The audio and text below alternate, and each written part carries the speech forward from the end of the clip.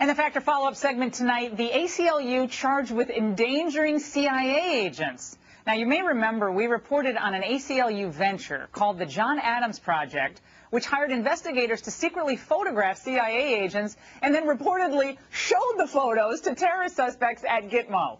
Well, the CIA is now breaking its silence, saying that the project, which was discontinued late last year, put those agents at risk. Joining us now from New York is the founder of Keep America Safe, Liz Cheney. Liz, it's great to see you. I still can't believe this story. I mean, the project was disbanded in November, but now we have information that photos of operatives of the CIA were found in the cells of some of the most dangerous Gitmo detainees, apparently received from their lawyers who were operating in this John Adams project. And John Adams would be rolling in his grave, obviously, if he knew about this. Tell us the latest. No, I mean, I think it's very concerning that you actually have lawyers who were representing terrorists at Guantanamo doing exactly what you laid out.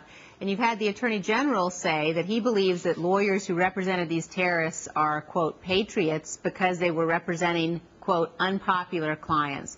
Now, I think most Americans out there would choose a word besides unpopular to describe the terrorists who are really bent on killing Americans and attacking the U.S. And you know, the fact that at a time when we're a nation at war, you've got people hiding behind, in my view, their law licenses, putting CIA officers at risk. You had lawyers who were apparently stalking and tracking CIA officials, taking their pictures in order to show the photos to the detainees. You had another lawyer who drew a map of Guantanamo, including highlighting where the guard towers were to show to the detainees.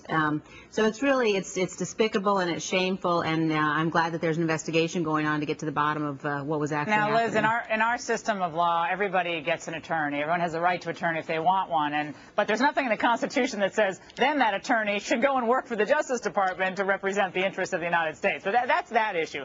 But let's I think also, having a law license doesn't mean that you're above question or criticism. So, of course, the lawyers certainly could choose to represent terrorists, but then they need to answer questions about why they did that, and if they then go to work for the Justice Department, we have the right to know that.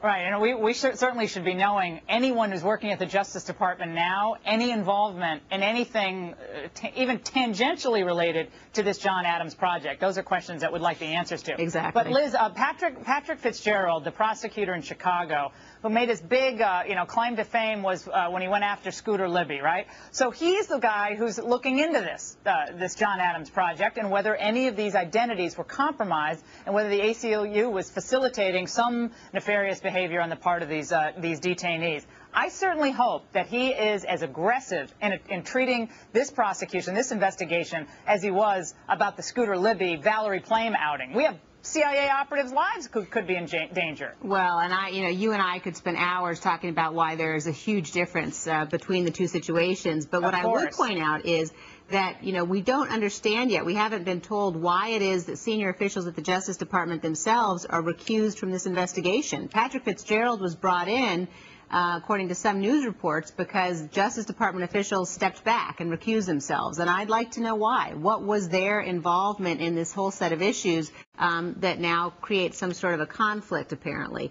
And again, it goes back to the need for transparency. The President of the United States talked about the need for transparency when he released to the public and to the terrorists the details of our enhanced interrogation program, thereby putting CIA operatives at risk. But now suddenly they're saying we don't need the transparency when it comes to the American people's right to know where the lawyers who used to represent terrorists, who used to advocate for the release of those terrorists, are now setting our policy on terrorist detention inside the Justice Department. I just can't believe they're taking photos, like paparazzi-style photos, of operatives in public places, and then somehow they get into the hands of these people at Gitmo. I mean, I think people are watching this across the country going, what? This is the ACLU. We knew the ACLU was bad, but we didn't know it was this bad, and we certainly hope none of these people are now collecting taxpayer salaries in the Department of Justice. And I know Ken Starr and Ted Olson and people are kind of the big fight in the conservative family about some of your comments about this.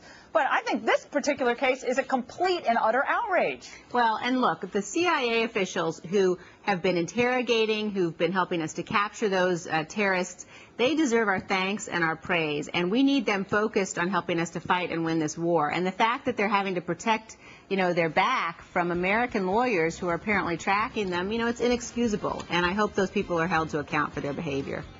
Well, it's always great to see you. Thanks so much. You too, Laura. Thank you. And Bernie Goldman.